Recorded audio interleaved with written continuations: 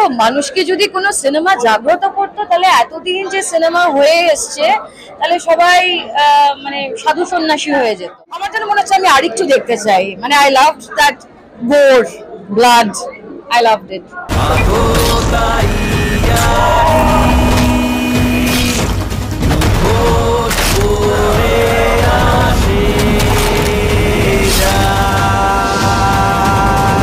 আমি খুব আশাবাদী এই ছবিটা লোকে দেখুক, আমি চাই।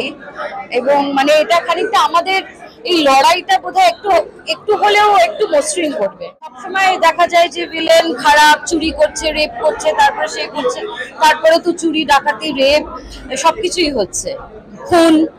সো একটা ছবির ওপরে সমাজ বদলাবে না, প্রত্যেক মানুষকে সেইটার দায়িত্ব নিতে হবে যে আপনি নিজে অন্যায়টা করবেন না, এই কুকুর